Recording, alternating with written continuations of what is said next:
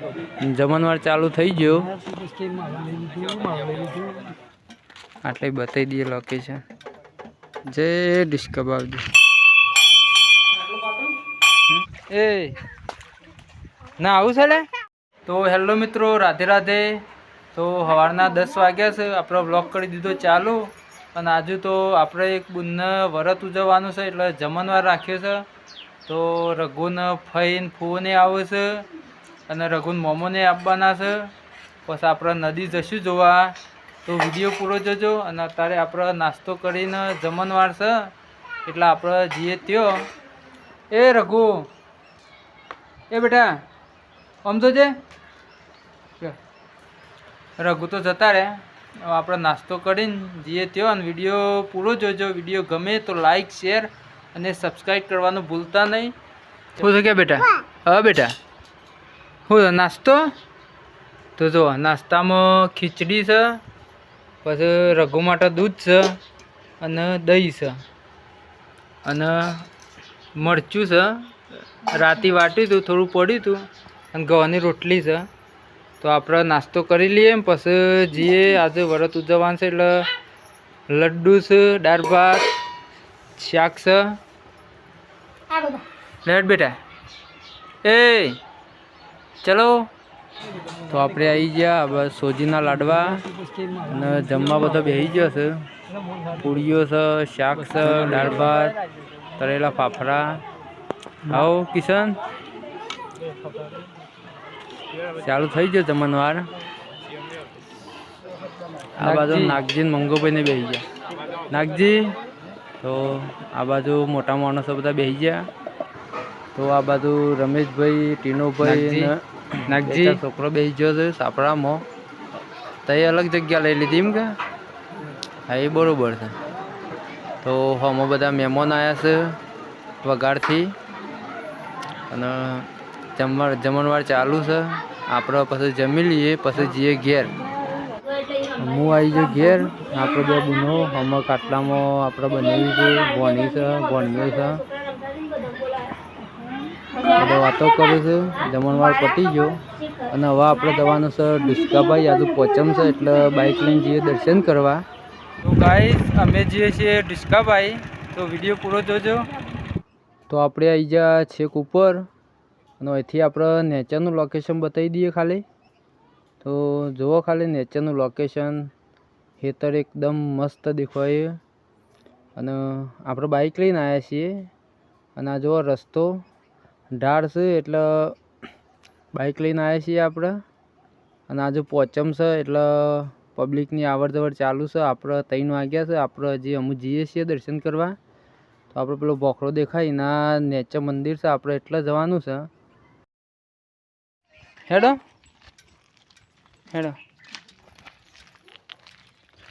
જય ડિસ્કો બાવજી. તો આપણે આવી ગયા ઢુસકાવીર દાદાના મંદિરે. આપણે દર્શન કરી લઈએ. પછી મંદિરના પાછળ એક કૂવો છે, આપણે કૂવો બતાવી દઈએ. તો આપણે પહેલાં દર્શન કરી દઈએ.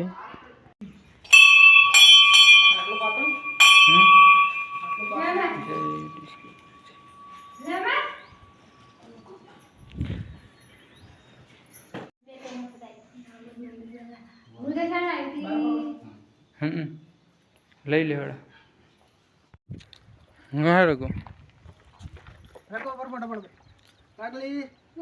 જય ડિસ્કો બાવજી.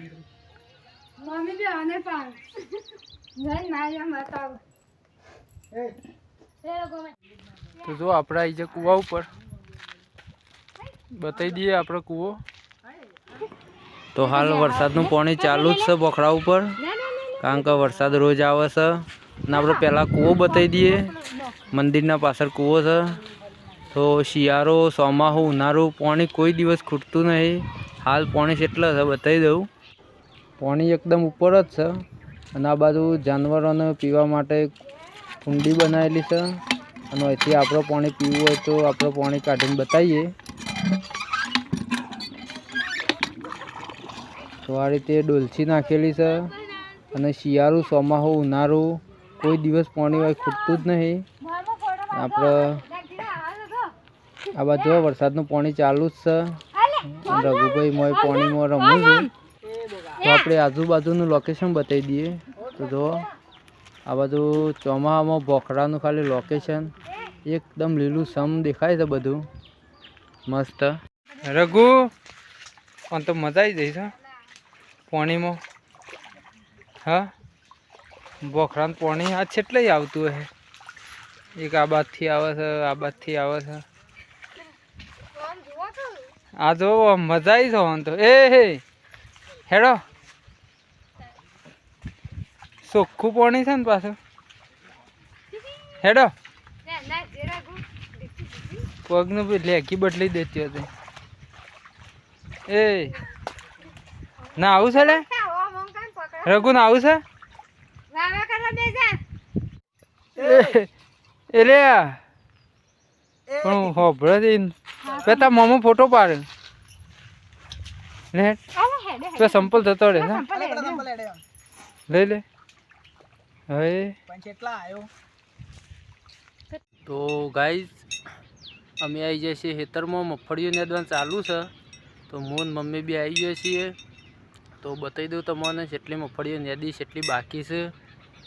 તો આટલાથી આ બાજુવાળું નેદી કાઢી મગફળીઓ બધી. અને આ બાજુ ખાલું છે થોડું થોડું એટલે એ નેદવાનું બાકી છે. આ નેદાઈ જાય પછી એક વખત બરદથી હરાઈ દઈએ મસ્ત મગફળીઓ ચોખ્ખી થઈ જાય. અને પેલી બાજુ મગફળીઓ છે અને આ બાજુ કપાસ વાયેલા છે.